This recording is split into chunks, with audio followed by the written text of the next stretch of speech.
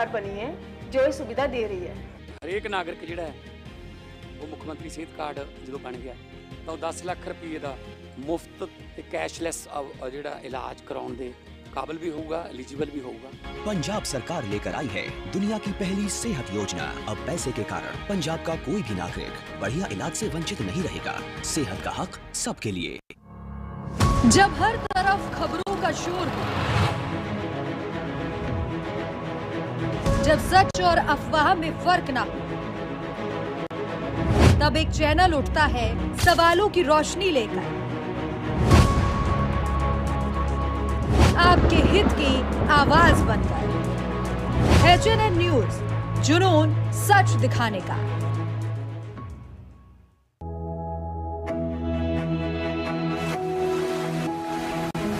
इस मिट्टी में किसान सोना उगाते हैं।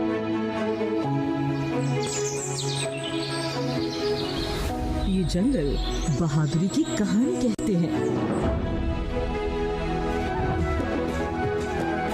और यहाँ के लोग उम्मीद का नया अध्याय लिखते हैं। छत्तीसगढ़ बदल रहा है, जिसकी हर तस्वीर दिखाएंगे हम अब नए अंदाज में।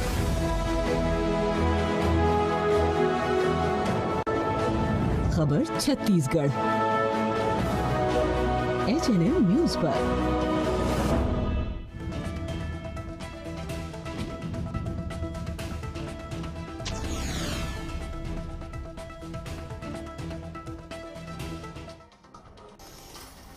आज जिले में बीजेपी सरकार के 1 साल पूरे मुख्यमंत्री रेखा गुप्ता पेश करेंगी विश्वास का रिपोर्ट कार्ड।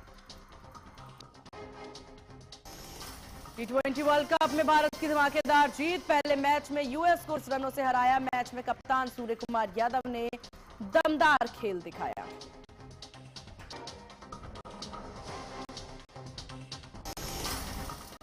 नमस्कार, स्वागत है आपका। आप देख रहे हैं न्यूज जुनून सच दिखाने का। मैं हूं आपके साथ सीमा चौधरी।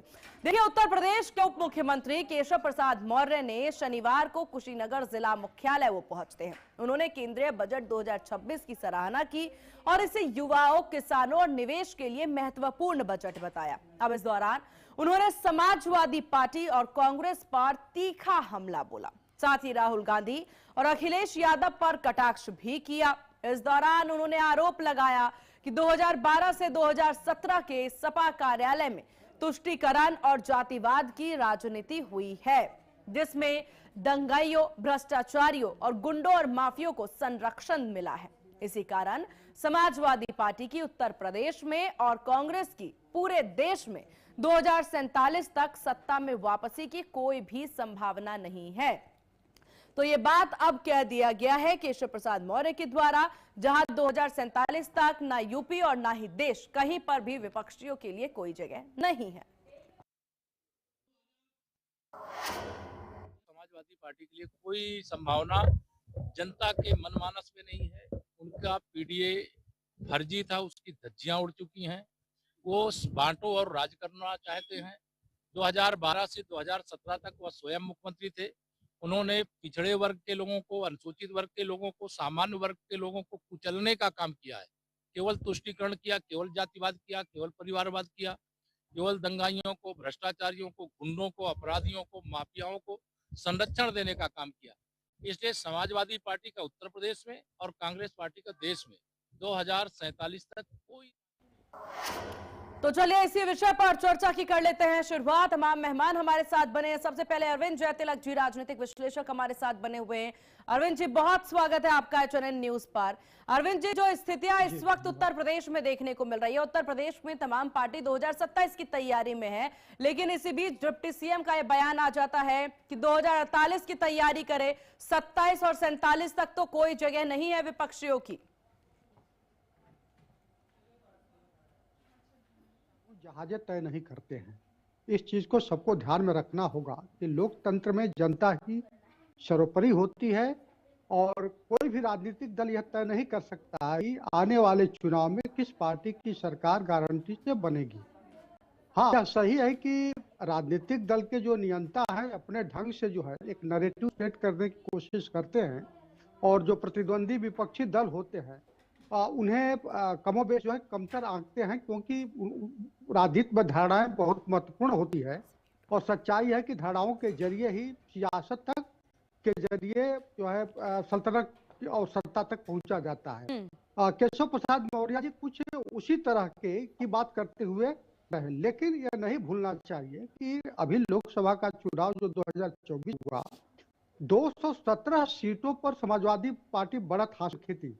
अकेले 178 सीटों पर, 39 सीटों पर कांग्रेस और 1 सीट पर टीएमसी बढ़त हासिल की थी। अगर उसी को दोहरा देती है तो क्या वो सरकार नहीं बना लेगी? हाँ, यह सही है कि लोकसभा चुनाव जो होते हैं अलग मिजाज से होते हैं, विधानसभा के अलग मिजाज के होते हैं, यह दीगर बात है। लेकिन वो कहते हैं ना कि पानी को उबलने के लिए भी 100 डिग्री टेम्परेचर का इंतजार करना पड़ता है। तो अभी हम लोगों को तो थोड़ा इंतजार करना होगा, जब चुनाव नजदीक आएगा। अभी करीब 10-11 महीने बाकी है। लेकिन हाँ, जिस तरह से अभी से तर्कश से तीर छोड़े जा रहे हैं, लाजमी तौर पर जो है वह धारणाओं को स्थापित करने की कोशिश हो रही है। जी बिल्कुल, और इसीलिए देखिए काफी ज्यादा महत्वपूर्ण हो जाता है इस पर चर्चा करना। हमारे साथ डॉक्टर अशोक गुप्ता, सपा नेता भी बने हुए हैं। डॉक्टर गुप्ता, बहुत स्वागत है आपका HNN न्यूज पर। डॉक्टर गुप्ता, आप बीजेपी के द्वारा और यहाँ पर डिप्टी सीएम के द्वारा कह दिया गया है आप लोग 2048 की तैयारी करें, अभी कोई स्थान नहीं है। देखिए सीमा जी, उत्तर प्रदेश के डिप्टी सीएम केशव मौर्य जी का दूसरा नाम स्टूल मंत्री एवं किनारे के मंत्री बोला जाता है। इनके पार्टी में तो कोई हैसियत है नहीं, इनकी तो चलती नहीं है। आदरणीय हमारे उप मुख्यमंत्री केशव मौर्य जी से पूछिए, ये पिछड़े समाज से आते हैं, इन्होंने आज तक के पिछड़े समाज के लिए क्या किया है? एक उदाहरण बता दे कि इन्होंने क्या किया है। ये खुद इनकी आपराधिक गतिविधि है, इनके चुनावी हलफनामे में 10 केस दर्ज हैं। नहीं, ये सब तो ठीक है, ये सब तो ठीक है, लेकिन जरा इस पर अपनी प्रतिक्रिया दीजिए। उन्होंने कह दिया है कि इस वक्त प्रदेश में सपा के लिए और देश में कांग्रेस के लिए कोई भी जनाधार नजर नहीं आ रहा। आप लोग 2048 की तैयारी करिए। तो 2048 सीधे इतने अंतर की बात करें, 27 में चुनाव है। सीमा जी सुनिए, केशव मौर्य जी ये बताएं, इनकी 9 साल की सरकार उत्तर प्रदेश में, 12 साल की सरकार देश में, इन्होंने पिछड़ों के लिए क्या किया, दलित के लिए क्या किया, बेरोजगारों के लिए क्या किया, किसानों के लिए क्या किया, महिलाओं के लिए क्या किया। यही आरोप तो वो भी लगा रहे हैं, यही आरोप तो वो भी लगा रहे हैं। कह रहे 2012 से 2017 तक सपा ने सिर्फ तुष्टीकरण और जातिवाद की राजनीति की है, यही आरोप वो भी लगा रहे हैं। सीमा जी, ना यहाँ पे हिंदू सुरक्षित है, ना मुसलमान सुरक्षित है, ना मंदिर सुरक्षित है, ना मस्जिद सुरक्षित है, ना हमारे पंडित सुरक्षित है, ना हमारे साधु संत सुरक्षित है।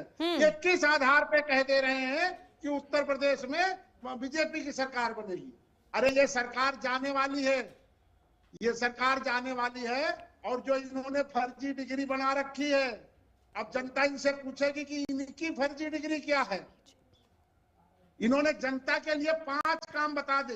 कोई भारतीय जनता पार्टी का साथी बैठा हो तो ये बता दे 5 काम। आएंगे अभी वो भी बताएंगे, अभी आके थोड़ी देर में बस। काम किया हो उत्तर प्रदेश में, जनहित के कोई 5 कार्य बता दे जो गरीबों के लिए, किसानों के लिए। देखिए डॉक्टर अशोक, आप इल्जाम बार बार लगा रहे हैं, लेकिन जवाब आप दे नहीं पा रहे हैं। मुद्दे पर जरा जवाब नहीं दे पा रहे, जरा जवाब भी दीजिए, अपनी तैयारियों का भी जिक्र करिए। इल्जाम तो वो भी लगा रहे हैं और आप भी लगा रहे हैं। हम बेरोजगारी की लड़ाई लड़ रहे हैं, हम किसानों की लड़ाई लड़ रहे हैं, हम नौजवानों की लड़ाई लड़ रहे हैं, हम गरीबों की लड़ाई लड़ रहे हैं, सबकी लड़ाई हम लड़ रहे हैं। पीडीए समाज लड़ रहा है, संविधान की लड़ाई हम लड़ रहे हैं, संविधान बचाने की लड़ाई हम लड़ रहे हैं। ये तो संविधान खत्म करने वाले लोग हैं। जनता इनका चेहरा जान चुकी है और 2027 में, लेकिन जनाधार उनकी तरफ ही चला जाता है। फिर भी ऐसा क्यों? श्री अखिलेश यादव जी मुख्यमंत्री बनने जा रहे हैं।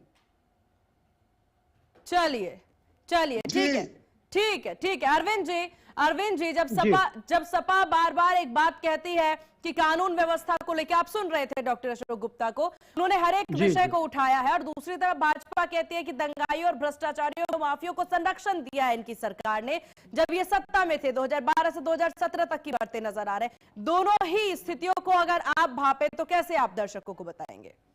नहीं, बिल्कुल देखिए, जो 2017 में समाजवादी पार्टी की सरकार गई थी तो वो कानून व्यवस्था पर ही गई थी। ऐसा नहीं है कि अखिलेश यादव जी विकास का कार्य नहीं किए। ढेर सारे लखनऊ से लेकर के प्रदेश में चाहे इंफ्रास्ट्रक्चर का हो, उन्होंने काम किया। लेकिन जिस तरह से खुद रामगोपाल यादव जी, आपको याद होगा 2017 के आसपास सैफई में कार्यक्रम हो रहा था, उन्होंने दोहराया कि यही हालात तो जनता हमें वापस नहीं करेगी। कारण उसका यही था कि जो कार्यकर्ताओं की दंडता थी या कानून व्यवस्था की स्थिति लगातार बिगड़ती चली गई। और मजेदार बात यह कि जब आपने देखा कि 2019 का जब चुनाव हुआ, 17 का तो छोड़िए 19 का हुआ, तो उस दरमियान भी भारतीय जनता पार्टी जो है कानून व्यवस्था को, 2022 का जब विधानसभा का चुनाव हुआ तो लग रहा था कि समाजवादी पार्टी बेहतर करेगी। लेकिन एक कानून व्यवस्था का सवाल जो जनता का अहम मुद्दा होता है, आधी आबादी महिलाओं की होती है जो अपनी सुरक्षा को लेकर के चिंतित होती है। जिस तरह से एक नैरेटिव बना कि समाजवादी पार्टी आएगी तो कानून व्यवस्था बिगड़ जाएगी, और हालात यह हुआ कि चुनाव हार गई। फिर आपने देखा कि 2024 में जिसका जिक्र आदरणीय गुप्ता जी कर रहे थे कि संविधान को लेकर के, इस पर इनको गोलबंदी करने में मदद मिली और ये बेहतर प्रदर्शन कर लिया और 43 सीट जीतने में कामयाब रहे। लेकिन मैं गुप्ता जी को बताना चाहूंगा कि 2004 में भी आपकी 35 सीटें लोकसभा के आदरणीय मुलायम सिंह के जमाने में जीते थे। लेकिन जब 2007 का विधानसभा चुनाव का हुआ तो बहन जी जो है सरकार बनाने में कामयाब रही। ये आवश्यक नहीं होता है कि पिछला चुनाव जो है अगले चुनाव के जीत की गारंटी होती है। हाँ, शुभकामनाएं हैं कि आपकी पार्टी बेहतर करे, अच्छा करे, विपक्ष जो है मजबूत होना चाहिए। हम जनता के बीच में काम और विकास के नाम पे जा रहे हैं। नहीं, लेकिन डॉक्टर अशोका, आपने भी सुना है, आपने भी सुना और क्या कहते हुए नजर आ रहे हैं। अरविंद जी के कहने का तात्पर्य ये है साफ तौर पर कि आप अपना 2017 से 2012 से 17 तक का कार्यकाल और उसके बाद 17 के बाद भाजपा का कार्यकाल देखे, वो कौन से मुद्दे और कौन से विषय लेकर के आगे बढ़ रहे हैं। यानी उत्तर प्रदेश की जनता वही मांग रही थी जो कि जो कि देखिए आपकी सरकार उन्हें नहीं दे पाई है। सीमा जी, हाँ, भारतीय जनता पार्टी के पास 3-4 फ्रंटल संगठन है। एक है चुनाव आयोग, बेईमान चुनाव आयोग, नहीं ईडी, सीबीआई, इनकम टैक्स और ईवीएम, ये 4-5 हटा दिया। नहीं तो 2017 में उनकी सरकार आई तो उनके पास ये सारी चीजें थी। हमारे साथ जनता है, हमारे साथ जनता है, 2024 में दिखा दिया है। और पीडीए का नारा लगा करके, पीडीए एक हो करके हम लोगों ने इनको मनुवादियों को हराने का काम किया है। और इनका चेहरा हो गया कि ये क्या है, ये झूठे भाई। इनसे बताइए, इनके 2 करोड़ नौकरियां कहां गई? हर साल 2 करोड़ नौकरी देने कह रहे थे, 2022 तक पक्का मकान हो जाएगा, हवाई चप्पल पहनने वाला हवाई जहाज में उड़ेगा। कौन से वादा पूरा किया है? तो रोजगार के अवसर आपको दिख नहीं रहे प्रदेश में? कौन सा रोजगार दे दिया? सबको सुनिए, अब आप ये बता दिए, लगातार पेपर आउट हो रहे हैं, लोगों के टर्म निकल जा रहे हैं, आयु निकल जा रही। योगी जी एग्जाम कराने में विफल हो रहे हैं। अरविंद जी, डॉक्टर गुप्ता वो समस्याएं गिनाते और बताते नजर आ रहे हैं जो भारत में हमेशा से ही है कहीं ना कहीं। हालांकि वो इस बात का जरूर जिक्र कर रहे हैं कि जो मौजूदा सरकार है वो रोजगार नहीं दे पा रही है। ठीक है, एक सेकंड। युवा नहीं, क्यों डॉक्टर गुप्ता? नहीं, आप बताइए कैसी बात कर रही हो, क्या मतलब है? होता रहा है। क्यों सरकार कोई भी रही है, जरा शांति से सुनिएगा, सरकार कोई भी रही हो, जो परेशान हुआ है, जो वो आम आदमी है, इस देश का युवा है। ऐसा नहीं कि युवा विदेश पहले नहीं जा रहे थे और अब जा रहे हैं, पहले भी जा रहे थे, अभी भी आ रहे। रोजगार के अवसर उनको तभी भी नहीं मिल रहे थे और अभी भी बहुत से युवा परेशान हैं इस बात को लेकर के। जो दावे और जो वादे आप लोग करते हैं, चाहे पार्टी कोई भी हो, नहीं, चाहे पार्टी कोई भी हो, अगर जो दावे जो वादे करते हैं वो पूरे हो तो इस देश में युवाओं की स्थिति कुछ अलग नजर आएगी। ये अनर्गल बातें मत करिए यहाँ बैठ करके। आप दोनों मेहमान हमारे साथ बने रहिएगा। वक्त हो चला एक बहुत छोटे से ब्रेक का। ब्रेक के बाद जल्द हाजिर होंगे। देखते रहिए आप HNN न्यूज, जुनून सच दिखाने का।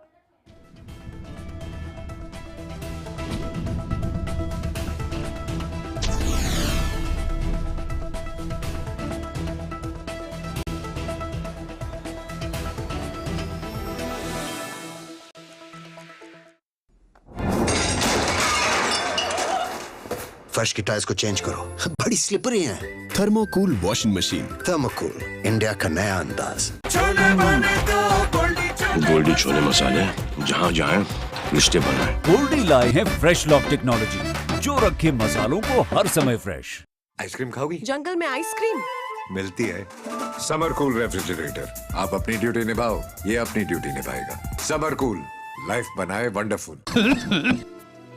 मुल्तानी कोका कॉफ सिरप, इसके तुलसी जैसे गुणकारी तत्व तुरंत असर दिखाएं और खांसी को कहें गुड बाय। मुल्तानी कोका कॉफ सिरप। क्या है भाई तनु? अचानक दर्द उठे। ठीक है सर? हाँ, बस आया तेज हो गया।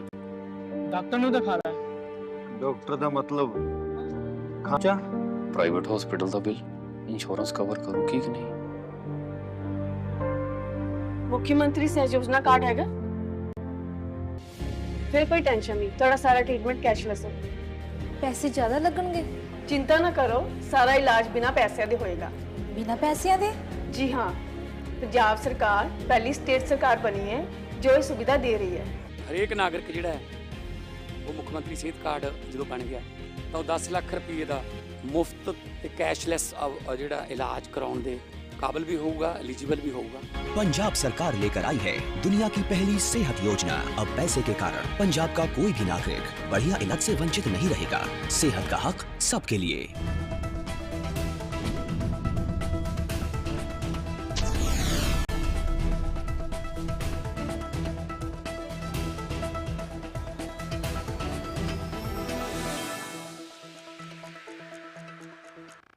और ब्रेक के बाद एक बार फिर से स्वागत है आपका। आप देख रहे हैं चरण न्यूज, जुनून सच दिखाने का। हमारे साथ चर्चा पर मेहमान लगातार बने हुए हैं। डॉक्टर अशोक गुप्ता हमारे साथ सपा नेता और अरविंद जय तिलक हमारे साथ राजनीतिक विश्लेषक बने हुए हैं। आप दोनों का एक बार फिर से स्वागत है। चलिए डॉक्टर अशोक गुप्ता, आप ही से शुरुआत कर लेते हैं, क्योंकि ब्रेक से पहले हम चर्चा कर रहे थे कि किस प्रकार से प्रदेश में अभी डिप्टी सीएम के द्वारा कह दिया गया है कि सपा ने कुछ नहीं किया। 2048 तक सपा और कांग्रेस अपने आपको सत्ता में देखने की कोशिश ना करे। अब जरा इस पर आप अपनी एक प्रतिक्रिया दीजिए और उसके बाद तमाम चीजें गिनाते नजर आइएगा। समाजवादियों ने जितना कार्य अपने 12 से 17 में करके दिखा दिया है, चाहे कन्या विद्याधन हो, चाहे बेरोजगारी भत्ता हो, चाहे लैपटॉप 20 लाख लैपटॉप बांटे गए थे गरीबों को, छात्रों को, चाहे मेट्रो हो, चाहे स्टेडियम हो, चाहे एक्सप्रेसवे हो। उत्तर प्रदेश में 12 से 17 में जितना कार्य हमारे आदरणीय राष्ट्रीय अध्यक्ष एवं पूर्व मुख्यमंत्री श्री अखिलेश यादव जी ने किया है, किसी मुख्यमंत्री ने आज तक के नहीं किया। और हम लोग जनता के बीच में विकास को लेकर के, बेरोजगार को लेकर के, चलिए अरविंद जी जरा आईना दिखाने का काम करेंगे और दलितों के मुद्दा को लेकर के जाएंगे और 2027 में दोबारा अपने राष्ट्रीय अध्यक्ष आदरणीय अखिलेश यादव जी को मुख्यमंत्री बनाएंगे। ठीक ठीक। और ये जो परिवारवाद वाले लोग हैं, भारतीय जनता पार्टी परिवारवादी पार्टी है। ये परिवारवादी पार्टी को अब जनता 2027 में उखाड़ के फेंकेगी। अरविंद जी, जिस टैग से, जिस नाम से बचती भाजपा नजर आ रही थी और विपक्षी पर दूसरे दलों पर ये इल्जाम लगा रही थी, आज डॉक्टर गुप्ता उन्हीं को परिवारवाद वाली पार्टी कह रहे हैं। अरे सीमा जी, ये बताइए पंकज सिंह पे कौन सी डिग्री है? जो राजनाथ सिंह के बेटे हैं। बिल्कुल बिल्कुल, इस सबका जवाब लेंगे, इस सबका जवाब लेंगे डॉक्टर गुप्ता, बिल्कुल जवाब लेंगे। जाने वाले अमित शाह हमारे देश के गृह मंत्री, हमारे देश के गृह मंत्री, उनका बेटा के पास बल्ला पकड़ने का उसको आइडिया है, तो सचिव बना दिया गया है जयशाह को। आप बताइए। ठीक अरविंद जी, ठीक है ठीक है ठीक है। भाजपा प्रवक्ता हमारे साथ बनेंगे, उनसे जरूर जवाब लेंगे, लेकिन अभी अरविंद जी जरा आईना दिखाने का काम करें।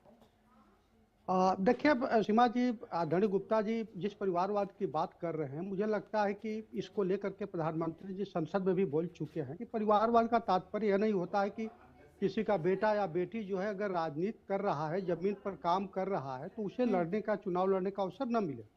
वो परिवारवाद की जो मुख्य जो बात कही, उन्होंने कहा कि पार्टी का अध्यक्ष और अगर कोई सत्ता में आता है तो मुख्यमंत्री या प्रधानमंत्री कौन बनेगा। यह सर्व जाहिर है कि अगर उत्तर प्रदेश में अगर मान लीजिए समाजवादी पार्टी सत्ता में आएगी तो अखिलेश यादव जी के अलावा कोई नहीं बनेगा, या केंद्र में अगर प्राइम मिनिस्टर का पद होगा तो राहुल जी के अलावा कोई नहीं बनेगा। मेरा परिवार परिवारवाद है उनका परिवारवाद है ही नहीं। नहीं, आप विषय को समझ नहीं रहे हैं। डॉक्टर गुप्ता पहले सुना करिए वो क्या कहना चाह रहे हैं, वो कहना क्या चाह रहे हैं पहले। चलिए ठीक है, हमारे साथ भाजपा नेता भी बने हुए हैं, आप दोनों मेहमानों के पास आएंगे। आनंद पाठक जी, बहुत स्वागत है आपका HNN न्यूज पर। काफी देर से आनंद पाठक जी आपका इंतजार हो रहा था। डॉक्टर अशोक गुप्ता सपा नेता से हमारे साथ बने हुए हैं, उनके द्वारा बार बार ये परिवारवाद की बात उन्होंने कही, साथ ही साथ भाजपा के द्वारा जो डिप्टी सीएम के द्वारा कह दिया गया है कि सपा ने बरसों तक कुछ नहीं किया, 2012 से 2017 तक यहां पर कुछ भी सपा के द्वारा नहीं किया गया है और 2048 तक सत्ता में आने की बात ना करें। ये बयान आपने सुना होगा, अब जरा इस पर अपनी प्रतिक्रिया दीजिएगा और क्या तात्पर्य है उनका, जरा ये भी बताइएगा।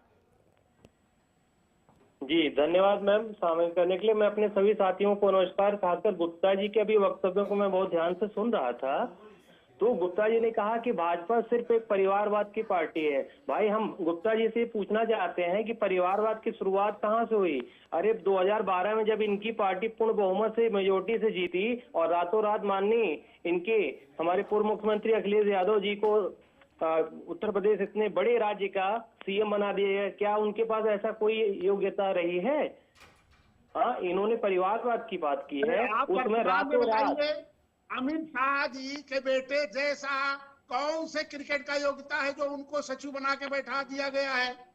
आप वर्तमान की बात करिए, वर्तमान हमारा आपने क्या कितना बिगाड़ के रखा है देश की जनता और प्रदेश की जनता को आप लोगों ने। वर्तमान की राजनीति सर जो होती है वो हमारे, क्या हम इतिहास को देखते हुए ही तो आगे बढ़ते हैं ना। इतिहास गवाह है कि भारत का सबसे बड़ा राज्य उत्तर प्रदेश है। साधुओं को मार रही, ब्राह्मणों को मार रही। गुप्ता सर इसको आप इसको सुनिए, गुप्ता सर इसको मानिए पहले आप। क्या नहीं कर रही है आपके यहाँ? आज उसमें गुंडे बवाली माफिया भरे हुए हैं। बताइए SIR चल रहा है उत्तर प्रदेश में, उत्तर प्रदेश में SIR चल रहा है। 2012 से गुप्ता सर 2012 से 2017 में जब पूर्ण सरकार आपकी थी उसमें हमेशा दंगाइयों, भ्रष्टाचारियों, गुंडों को बढ़ावा दिया गया और सपा से माफियाओं को हमेशा संरक्षण दिया है, नाम लेने की जरूरत नहीं है। और आप उसका वोट BLO से मिलकर के कटवाना चाह रहे हैं, लगातार BLO इसका विरोध कर रहे हैं। आप हमारी तरफ से कोई नहीं, हम लोग जो भी कर रहे हैं संवैधानिक कार्य कर रहे हैं, उसमें हमारी सरकार की जितने भी अधिकारी वो अपनी परंपरागत कार्यों को पूरी तरह से कर रहे हैं। ये सिर्फ आपकी तरफ से झूठा आरोप लगाया जा रहा है, आपके अपने मन गढ़ंत आरोप है। आनंद पाठक जी, भाजपा नहीं मानती कि सपा मजबूत विपक्ष है, भाजपा नहीं मानती सपा मजबूत विपक्ष है, लेकिन हमने पिछले चुनावों में देखा है प्रदर्शन। जी मैम, आप देख सकते हैं कि हमारे माननीय डिप्टी सीएम साहब श्री केशव मौर्य जी ने जो अभी उनका कथन आया है कि 2047 तक सपा और कांग्रेस की कोई संभावना नहीं। आज की हमारी जो जनता है, जो जनमानस के बीच में समाजवादी पार्टी का चरित्र है, उसको जनता बखूबी देख चुकी है। सपा का जो PDA गणित वो पूरी तरह से फर्जी साबित हो चुका है। 2047 तक आप कैसे रहेंगे? एक उदाहरण बताइए, इसके पीछे का बात बताइए क्या है? भाई पीछे की बात ये है सर, सपा का जो PDA गणित अभी है वो पूरी तरह से फर्जी साबित हो चुकी है, उसकी पूरी धज्जियां उड़ गई हैं। सपा ने हमेशा बांटो और राज करो की राजनीति की है। PDA को आप लोग बदनाम करने की साजिश कर रहे हैं। 2024 में PDA ने संविधान को रोकने का काम किया, बचाने का काम किया है और 2027 में यही PDA फिर से सरकार बनाने का काम करेगी। और आप लोग PDA के नाम पे हमेशा अनुसूचित और पिछड़ों को दबाने का काम किया है। PDA के ही हमारी अभी PDA की हमारी कई विधायिका भारतीय जनता पार्टी को ज्वाइन किया। PDA के माने PDA का नारा दे के आपने पिछड़ों और अनुसूचित और समान सबको उसमें दबाया है। आप देख सकते हैं, रोज आप पेपर में आ रहा है, रोज न्यूज में आ रहा है। PDA की विचारधाराओं पे क्या कोई चल रहा है? PDA में हमेशा पिछड़े और अनुसूचित को दबाया जा रहा है। PDA लड़ाई लड़ रहा है। आज जो SIR उत्तर प्रदेश में हो रहा है, PDA के नाम काटे जा रहे हैं, दलितों के नाम काटे जा रहे हैं। अरे भाई SIR हुआ, SIR हो रहा है तो उसमें तो घुसपैठियों को दबाया जा रहा है ना सर। नहीं है, हाँ, वो तो हम अपने राज्य के लोगों को सही सुविधाएं देने की ऐसा कर रहे हैं। तो कुल बोलिए नहीं, आप यहाँ पर देखिए, जहाँ पर कुल मिलाकर ये कहा जा रहा है आनंद पाठक जी कि सपा के द्वारा कहा जा रहा है कि SIR के तहत आपने उनके वोटरों को काटने की, वोटिंग काटने की कोशिश की है। SIR इसीलिए है कि वोटरों के नाम हटाना है। नहीं आप जी नहीं कहिए, बात रखिए आप अपनी। मैं ये बताइए, SIR कोई भारतीय जनता पार्टी की तरफ से तो किया नहीं जा रहा है। हाँ, वो राज्य सरकार की तरफ से उसमें बताइए ना, अपने दलों को बताइए। मैं कैसे इसमें बताऊं? आप बताइए उन्हें, आप समझाइए। द्वारा बनाए गए वो रोज पकड़े जा रहे हैं, पकड़ करके हम लोग FIR करा रहे हैं। FIR तक आप लोग लिखने नहीं तैयार हैं। शर्म आनी चाहिए आप लोगों को कि जनता का SIR का जो मुद्दा है सर उठा रहे हैं। ठीक है अरविंद जी फाइनल कमेंट। ठीक है, आप लोग शांत रहिए। ठीक है, एक एक करके Arvind ji final comment. Gupta sir बस, जी मैम, गुप्ता सर बस ये बताएं। ठीक है, आनंद पाठक जी एक second. Arvind ji final comment. सीमा जी देखिए, SIR को लेकर के जिस तरह आदरणीय गुप्ता जी कर रहे हैं, तो आपके बूथ लेवल के काडर गांव से लेकर शहर तक, कस्बों तक वहां काम कर रहे हैं। ऐसी कुछ कोई चीज, एक आध दो चीज छोड़ दीजिए, तो मुझे नहीं लगता है कुछ इस तरह का विलाप आप लोग जो है बिहार में करते हुए दिखे, संविधान को लहराते हुए दिखे, लेकिन वहां की जनता ने अपना फैसला सुना दिया। मेरा मानना है कि आपके प्रतिरोध का प्रस्तावना मजबूत होना चाहिए, बड़ा होना चाहिए। बड़े मुद्दों को लेकर के आप संघर्ष करिए, कहीं कोई दिक्कत नहीं होगी। जनता अगर आपके साथ जुड़ना चाहेगी तो जुड़ेगी, लेकिन अनावश्यक जो है आप बिटंडा खड़ा करने की कोशिश करेंगे तो मुझे लगेगा कि आपका भी जो धारदार एजेंडा है वो भी कहीं ना कहीं जो है उस पर जो है जंग लगेगा। हर पार्टी को बहुत समझने की और बहुत सोचने की जरूरत है कि एक मानसिकता, एक धारा के साथ अगर आप चुनाव में उतरते हैं तो जनता सबक जरूर सिखाएगी। आप तमाम मेहमानों का बहुत शुक्रिया HNN को अपना कीमती वक्त देने के लिए, चर्चा में शामिल होने के लिए। तो 2047 तक सपा का सफाया, ये बात कह दिया गया है डिप्टी CM के द्वारा, और इसके बाद लगातार प्रदेश की राजनीति में बवाल देखने को मिल रहा है। इसी के साथ इस खास पेशकश में बस इतना ही। देखते रहिए आप HNN न्यूज, जुनून सच दिखाने का। नमस्कार।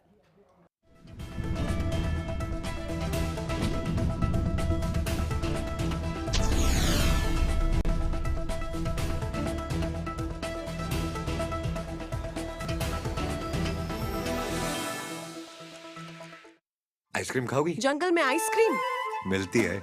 समर कूल रेफ्रिजरेटर, आप अपनी ड्यूटी निभाओ, ये अपनी ड्यूटी निभाएगा। समर कूल, लाइफ बनाए वंडरफुल। कभी खेलों के मानचित्र पर उत्तर प्रदेश सिर्फ संभावनाओं का नाम था, पर 2017 के बाद संभावनाएं संरचना बनी। जनपदों में स्टेडियम, ब्लॉकों में मिनी स्टेडियम और गांव में मैदान। खेल अब शहरों तक सीमित नहीं रहे। लखनऊ से मेरठ, वाराणसी से अयोध्या, ग्रेटर नोएडा से गोरखपुर, मैदानों पर सिर्फ खिलाड़ी नहीं, अंतर्राष्ट्रीय